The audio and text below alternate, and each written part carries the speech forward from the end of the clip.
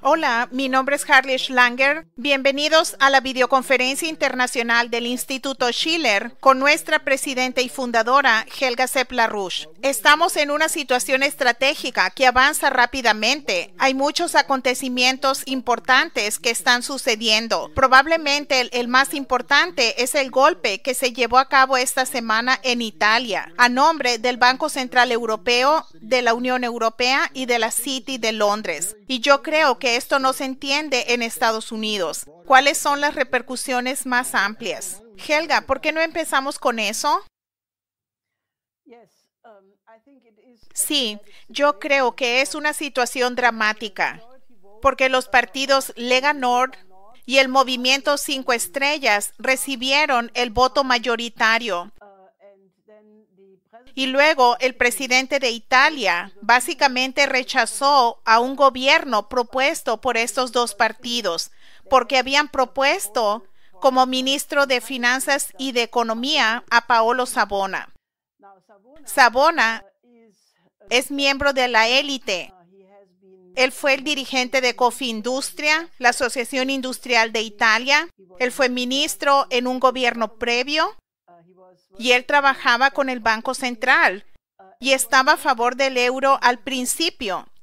Pero después de que vio cuáles eran las terribles consecuencias para la economía italiana y para la sociedad de la Unión Europea, y especialmente el que Italia fuera miembro de la zona del euro, es que él se convirtió en una persona crítica del euro, un llamado euroescéptico.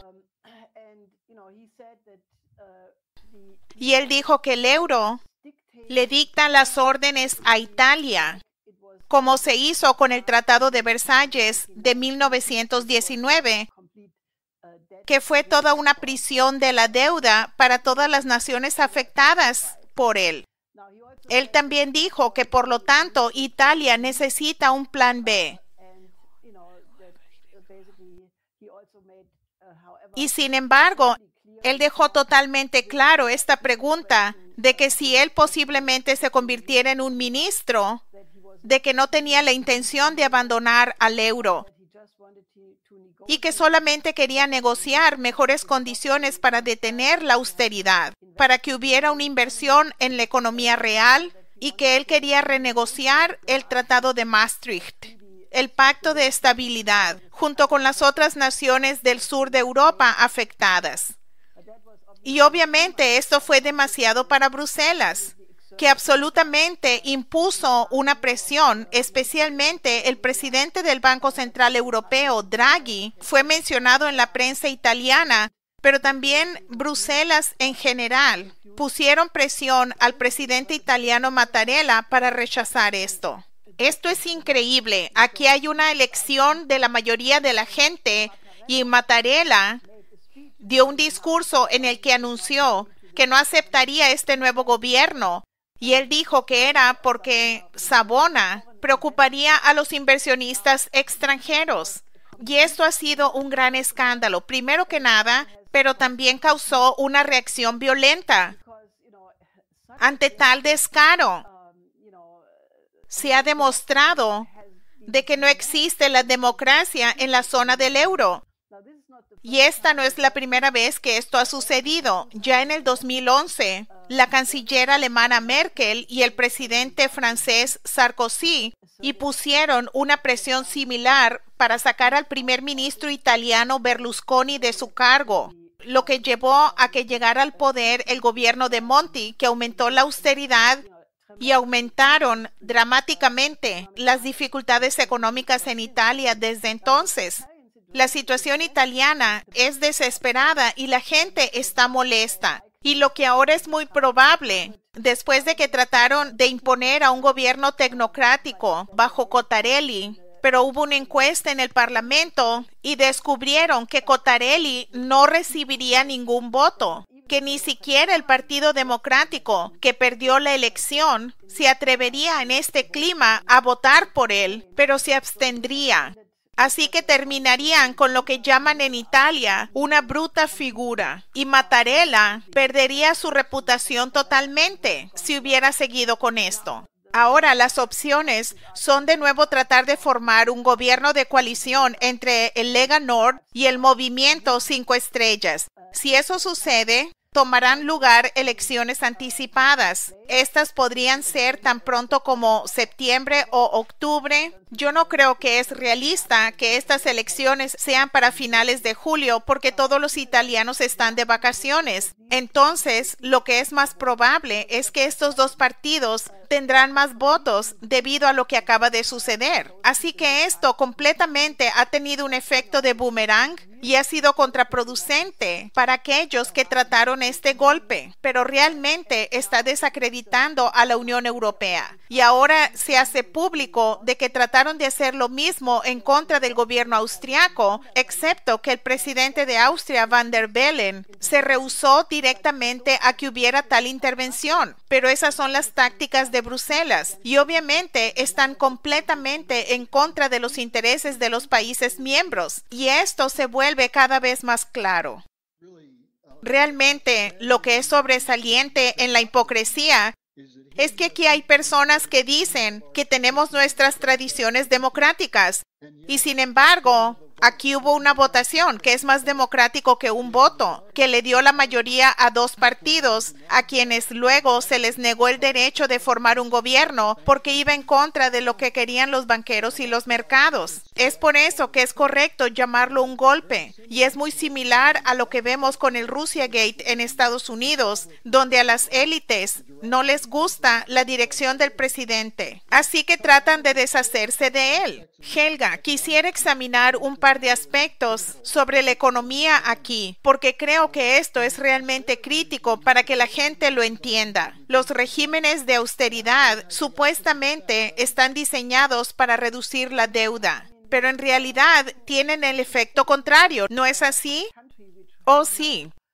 Italia era un país que no tenía una deuda externa antes de que se uniera al euro, pero con la aplicación de las reglas del Maastricht, Italia ahora está en una situación económica terrible.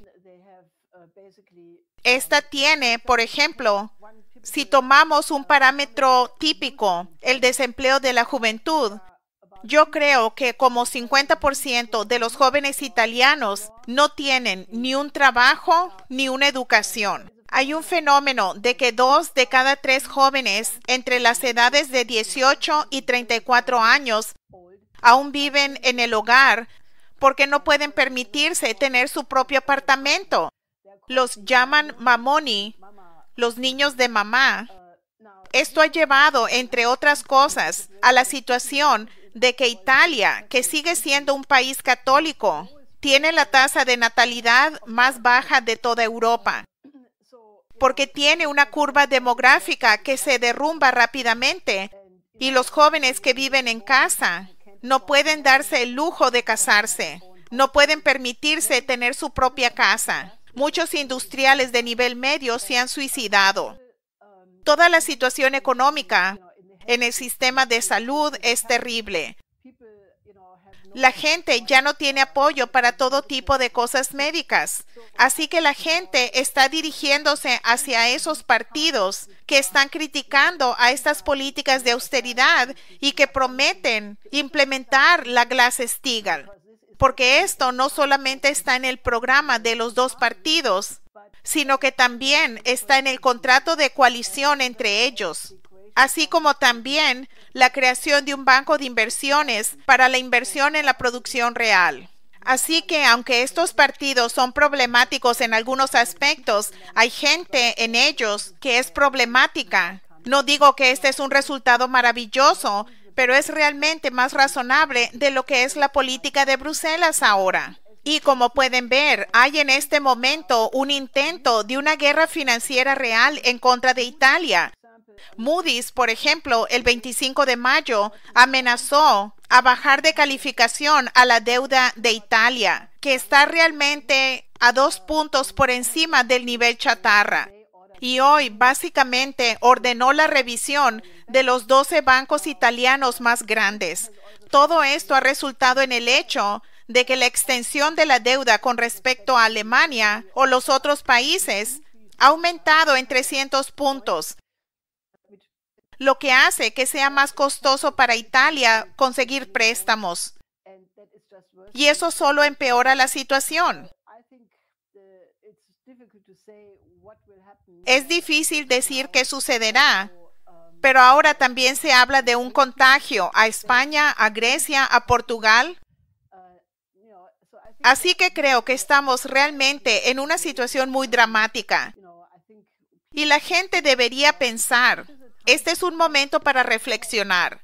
Hay reacciones increíbles, reacciones terribles, como el comisionado de la Unión Europea, Oettinger, que dijo, los mercados les enseñarán a los italianos cómo votar. Y esto causó un gran escándalo. Y naturalmente todo el mundo está mirando a Alemania, señalando a Bruselas.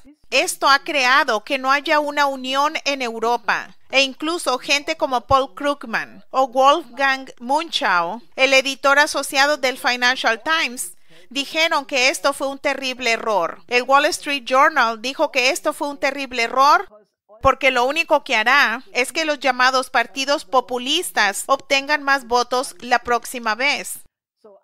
Estamos en una situación muy dramática y creo que ya es hora de reflexionar sobre la necesidad de corregir a las políticas neoliberales, porque si esto no sucede, solo puede resultar el caos de ello. Y por lo tanto, las 4 leyes de Lyndon LaRouche son más urgentes en toda la zona transatlántica que nunca antes.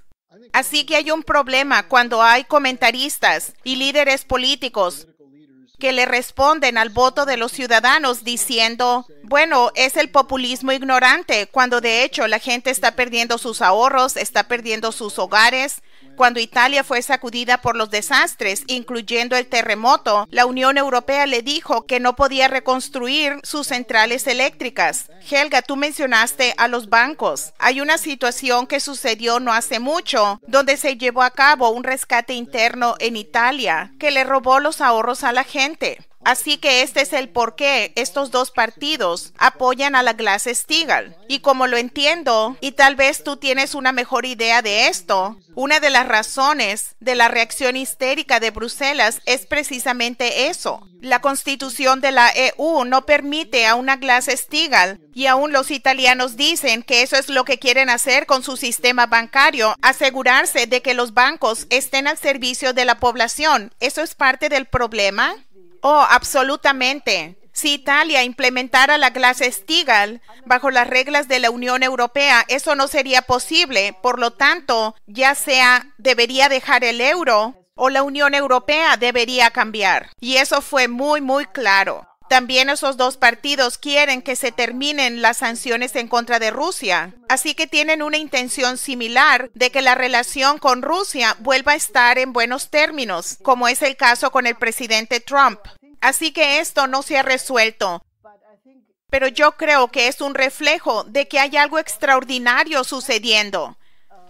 Y eso, en verdad, se ha convertido el tema en debate, no solo en Europa, sino, por ejemplo, hubo un artículo muy interesante en el periódico chino Global Times que básicamente dijo que este acontecimiento en Italia es un reflejo del sistema liberal occidental paralizado. Y dice que los políticos occidentales están más preocupados de su propio beneficio político que del bienestar de su gente o del desarrollo del país. Y tratan de mantenerse en el poder por cualquier medio, con calumnias, con colusión, con grupos de intereses, incluso con conspiraciones. Y luego dice y señala al sistema político de China cuando China está haciendo todo lo posible para elevar a su población, para tener el desarrollo del país, y luego dice que en lugar ellos deberían resolver sus crisis domésticas en lugar de tener un estereotipo de China. Así que creo que el hecho que el modelo liberal occidental, el modelo neoliberal occidental, el modelo geopolítico, el modelo oligárquico está en una crisis y se vuelve el tema de discusión. Y ya hace 3 años, cuando yo participé en una conferencia en India, hubo un gran debate de que la Unión Europea había dejado de ser un modelo a imitar, de que la manera en que la Unión Europea había llevado a cabo la crisis de refugiados era completamente horrible y de que no hay una unidad europea. La victoria electoral de Macron como presidente francés se celebró por todos los medios de comunicación como la prueba de que el fermento pro-europeo en Europa está regresando, que los oponentes antieuropeos están perdiendo. Pero este no es el caso, porque primero que nada, Macron depende del apoyo alemán para sus planes pro-europeos. Pero hay muchas voces en Europa que ahora dicen, nos oponemos al presupuesto común. Nos oponemos a la unión bancaria porque significaría que los ahorristas de aquellos países a los que les va mejor, es decir, Alemania, tendrán que pagar por aquellos a los que les está yendo mal. Así que los planes de Macron están fuera de la ventana. No hay ninguna oportunidad de que tengan éxito. Y obviamente, la alternativa es lo que hemos dicho todo el tiempo, de que la Unión Europea en esta forma del Tratado de Maastricht fue un error, de que el euro fue un error. El profesor Wilhelm Hankel, que fue un economista que murió hace un par de años, estábamos en un diálogo con él. Incluso antes de que se introdujera el euro, ambos estábamos de acuerdo de que la área de la Unión Europea no era una zona de moneda óptima, porque hay países que no tienen desarrollo alguno, un desarrollo industrial, que tienen un carácter más agrario, y hay países altamente industrializados.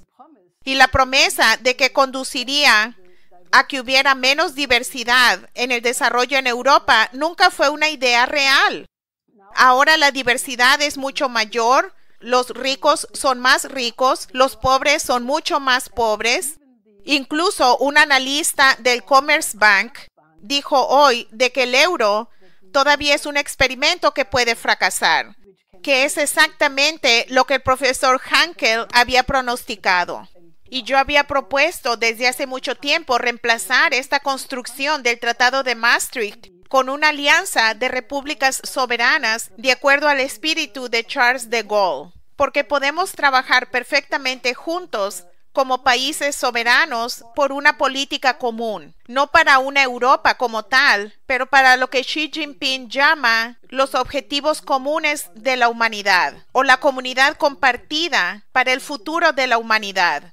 Y la nueva ruta de la seda será el marco para trabajar juntos, donde todos los países europeos podrían, en una cooperación donde todos ganan, cooperar con China para el desarrollo de todos los otros países, de África, del suroeste de Asia. Y si implementáramos rápidamente y rigurosamente las 4 leyes de Lyndon LaRouche, la Glass-Steagall, un banco nacional, un sistema de crédito, un programa de emergencia para aumentar la productividad de la economía, convirtiéndola en una economía de fusión lo más rápido posible, y luego cooperar para el desarrollo conjunto de la nueva ruta de la seda. Sería relativamente fácil y absolutamente posible, pero tenemos que movilizar la voluntad política para hacer exactamente eso antes de que sea demasiado tarde. Hay 2 cosas que sobresalen. Tú mencionaste ayer el término la arrogancia del poder, que los burócratas en Bruselas, los banqueros de la City de Londres y de Frankfurt parecen pensar que saben lo que están haciendo, que tienen la autoridad de llevar a cabo políticas que han fracasado. Y cuando la población vota en contra de ellos, ellos dicen que la gente está equivocada. El segundo concepto que acabas de mencionar es la hipocresía sobre la democracia, que la gente sermonea a los chinos y a los rusos sobre la democracia, cuando de hecho, cuando hay una votación en contra de la élite, tratan de derrocarla. Están llevando a cabo un cambio de régimen ahora en el occidente, incluyendo en Estados Unidos. Helga, la otra cosa sobre la cuestión relacionada a Italia, tú mencionaste antes esta idea del contagio. Los 2 lugares que yo pienso que podrían ser inmediatamente afectados, uno es España, donde habrá un voto de no confianza al primer ministro mañana. El otro es, ¿qué es lo que va a suceder con los bancos alemanes? Si esta situación italiana continúa causando caos en los mercados, ¿Podrías abordar estas dos preguntas? Bueno, se está hablando mucho sobre la deuda estatal, la deuda pública.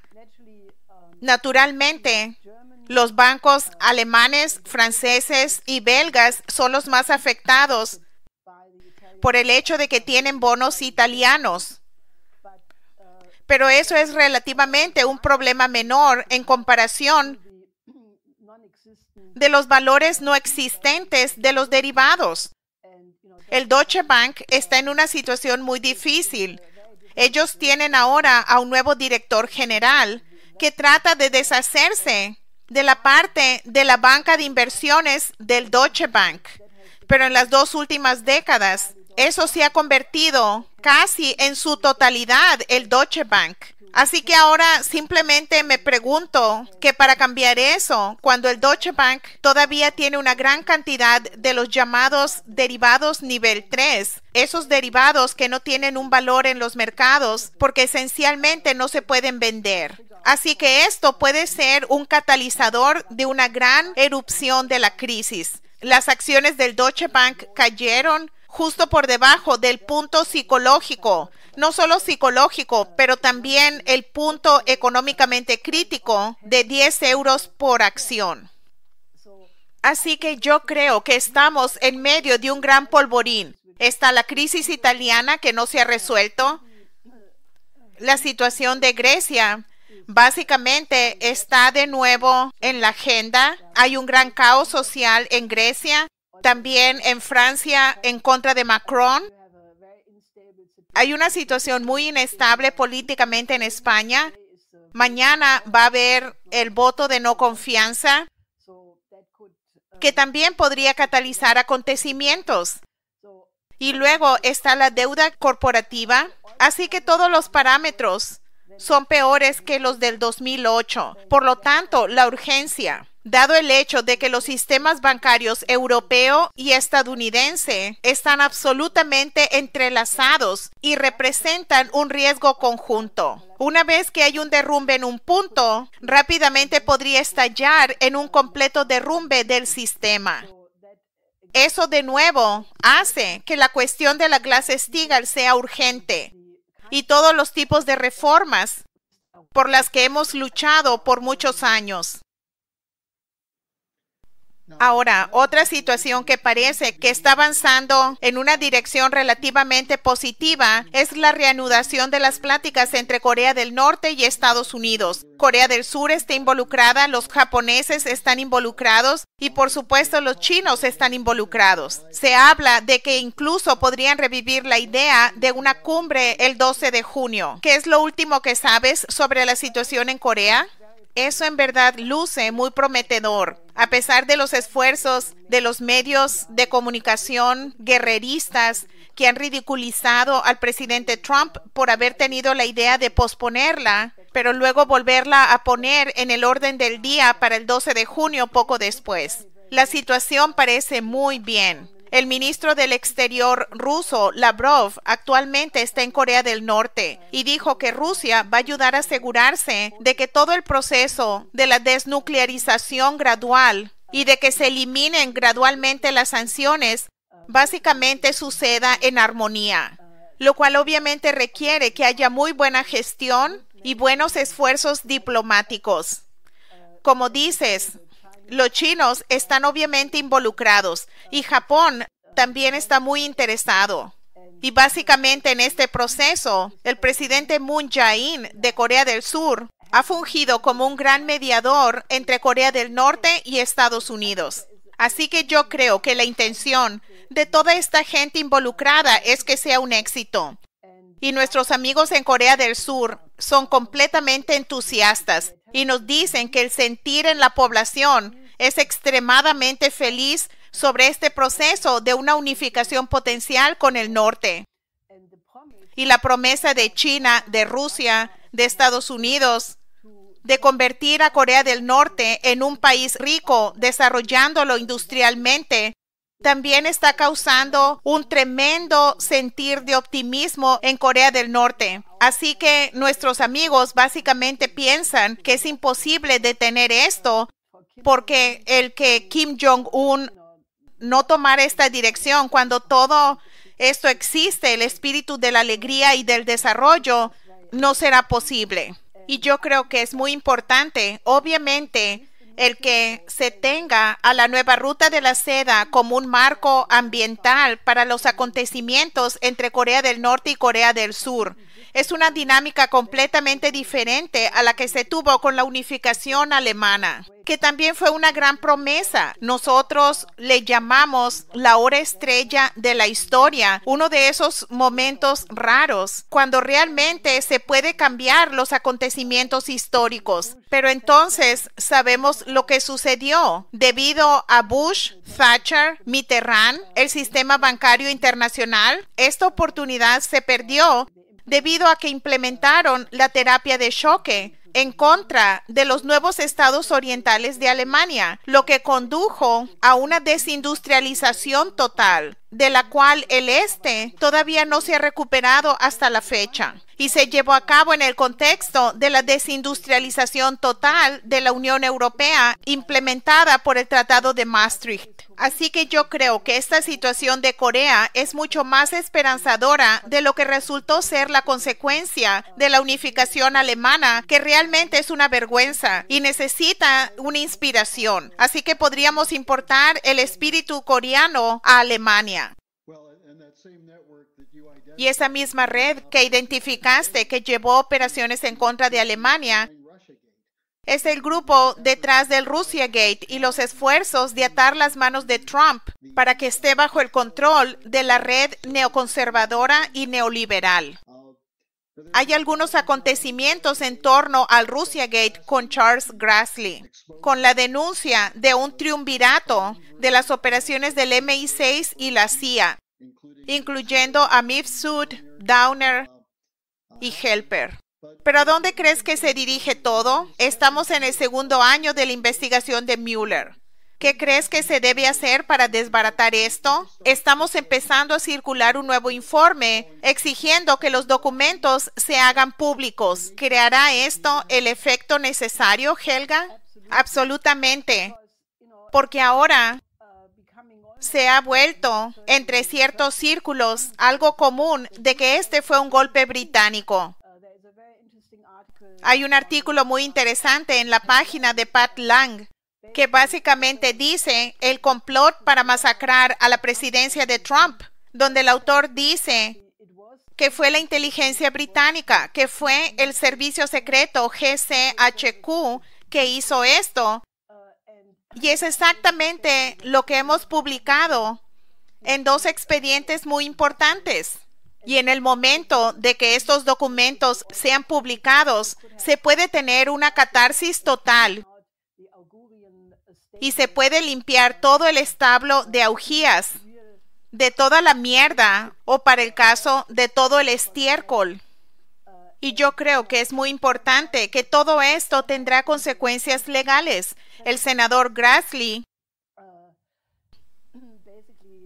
acaba de anunciar que Glenn Simpson, el fundador de Fusión GPS, mintió bajo juramento cuando estaba dando testimonio ante el Senado, porque él dijo que Fusión GPS no había llevado a cabo más investigaciones después de la elección. Y ahora, debido a los documentos que se han hecho públicos del FBI, resulta que los contrató un nuevo grupo, Penn Quarter Group, para investigar las conexiones rusas de Trump, incluso después de la elección, y se le pagó la suma no insignificante de $50 millones para hacerlo. Así que Glenn Simpson, de seguro, se metió en problemas por haber mentido. Y el senador Grassley también anunció que el próximo martes 5 de junio, el inspector general del Departamento de Justicia, Michael Horowitz, informará sobre los resultados de la investigación de la campaña electoral del 2016, incluidas las circunstancias relacionadas con los correos electrónicos de Hillary Clinton en torno a Christopher Steele y cosas similares. Y eso será transmitido en vivo, por cierto, para que todos lo vean públicamente. Todavía faltan algunas sorpresas que van a surgir y como lo dijo un exmiembro del FBI, será mucho peor lo que surja de lo que la gente espera. Así que creo, como dijo Trump, esto es algo bueno, no es algo malo. Y por lo tanto, yo les pediría a todos los que están mirando este programa, ayúdennos a difundirlo.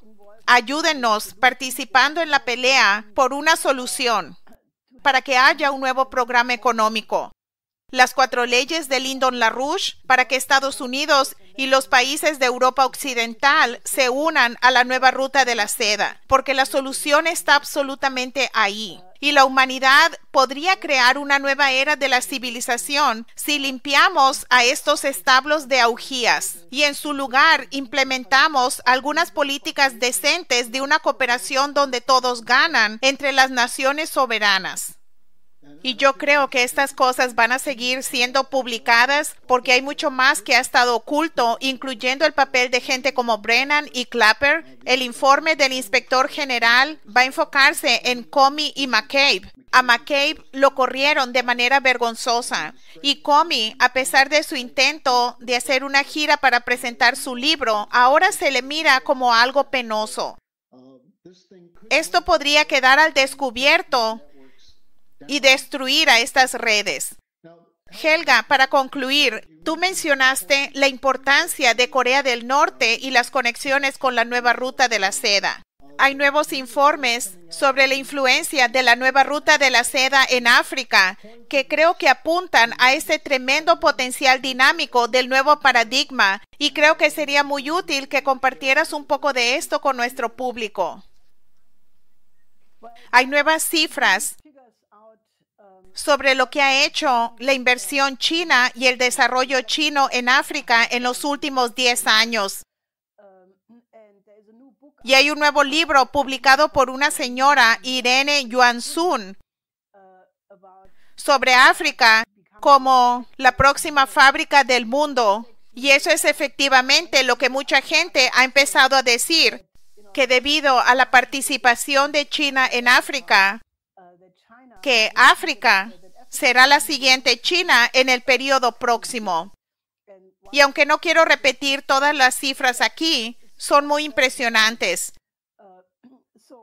China ha creado más de 100 zonas industriales, 40% de las cuales ya están operando, 5.756 kilómetros de trenes, 4.335 kilómetros de carreteras, 9 puertos, 14 aeropuertos, 34 centrales eléctricas, 10 plantas hidroeléctricas grandes y 100 pequeñas. Ya para el 2016, y hay mucho más que se está llevando a cabo ahora. Yo creo que este es un perfecto ejemplo de que se puede hacer que cada país pobre se vuelva en un lugar próspero si se tiene la voluntad política. Acaba de haber una conferencia muy importante en Pekín, donde el dirigente de la Cruz Roja Internacional indicó que la iniciativa de la Franja y la Ruta, la nueva ruta de la seda, tiene un efecto increíblemente estabilizador en regiones del mundo devastadas por la guerra, en áreas que están amenazadas por el terrorismo, la pobreza o la guerra, que la Franja y la Ruta trae la paz y la estabilidad.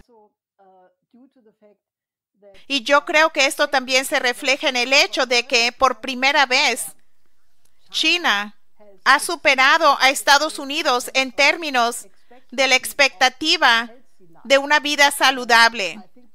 Creo que las cifras sobre esto es que China ahora, estoy tratando de encontrar mis notas porque quiero ser precisa.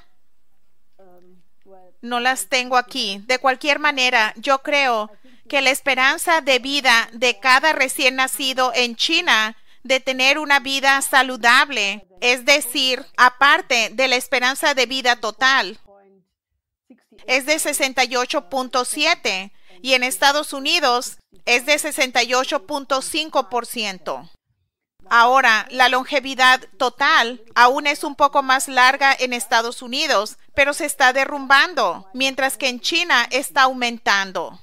Y como hemos dicho muchas veces, la esperanza de vida es uno de los parámetros más importantes, que dice algo acerca de si una economía se está desarrollando de una buena manera o de una mala manera. Estas cifras son de la Organización Mundial de la Salud y realmente muestran que es muy urgente que hagamos algo diferente en el occidente. Y hay un debate muy consciente de que al modelo chino obviamente le está yendo mucho mejor que al modelo occidental. Y creo que la gente debe reflexionar sobre eso. No digo que debamos copiarlo, pero yo pienso que debemos corregir nuestros errores y regresar a las tradiciones que funcionaban bien, es decir, la Revolución Americana, Lincoln, John Quincy Adams, Franklin Roosevelt, Kennedy, en Europa, Adenauer, De Gaulle. Hubo periodos cuando nuestros países fueron el ejemplo del esplendor, de la ciencia, del progreso tecnológico.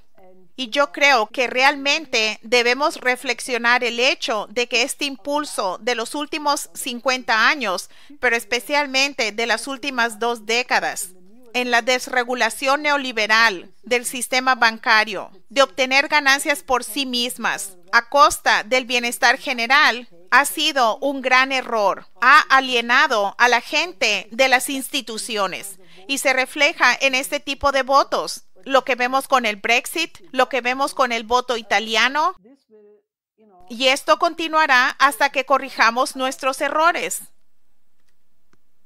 Yo creo que este es un buen lugar para detenernos. Y como has dicho, el contagiarse del espíritu de la nueva ruta de la seda no es solo bueno para la longevidad, sino que vuelve feliz a uno. Y yo creo que por eso la gente que mira este video, que ahora trabaja con el Instituto Schiller, está enfrente del resto de la población. Hagamos que el resto de la población nos acompañe. Difunde el espíritu de la nueva ruta de la seda. Y Helga, muchas gracias y nos veremos la próxima semana. Sí, hasta la próxima semana.